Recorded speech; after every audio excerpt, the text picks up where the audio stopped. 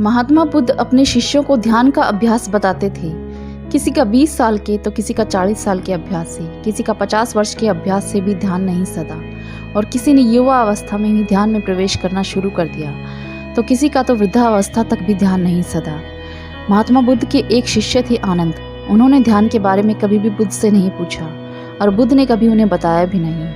आनंद बुद्ध को प्राणों से भी अधिक प्यार करते थे, रात दिन उनकी सेवा में लगे रहते थे। एक बार आनंद के एक साथी ने उनसे कहा, अब मुझे ध्यान की गहराइयों की अनुभूति हो रही है। अब मेरा चित्त बिल्कुल शांत हो गया है और इस अवस्था की प्राप्ति के लिए मुझे 80 साल लगे हैं। आनंद ने जब यह बात सुनी तो उन्हें लगा कि अभी तक तो मुझे ऐसी अवस्था प्राप्त क्यों नहीं हुई है। आनंद ने जब अपने मन की बात बुद्ध से कही तो वह बोले, आनंद, ध्यान तो तुम्हारे लिए चुटकी बजाने जितना सरल है।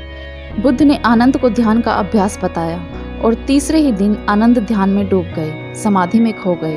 आनंद ने कहा, भंते, क्या कारण है कि मैं वर्षों के बजाय 3 दिन में ही उस गति अवस्था को प्राप्त हो गया हूँ जिसको पाने में लोगों को वर्षों लग जाते हैं।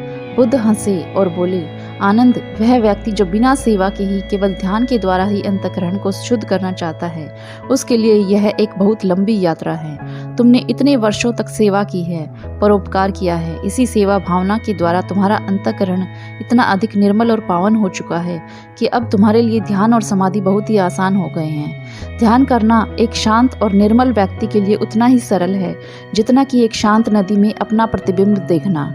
अब आनंद को बुद्ध की बात समझ आ चुकी थी। कुछ समय बाद वह फिर से ध्यान मग्न हो गए। कहानी की सीख यही है कि अगर हम ध्यान के सरलतम मार्ग को खोज रहे हैं तो वह मार्ग हमारे मन से होकर गुजरता है। जितना शांत व्यक्ति का मन होगा उतना ही ध्यान में प्रवेश पाना सरल होगा। धन्यवाद।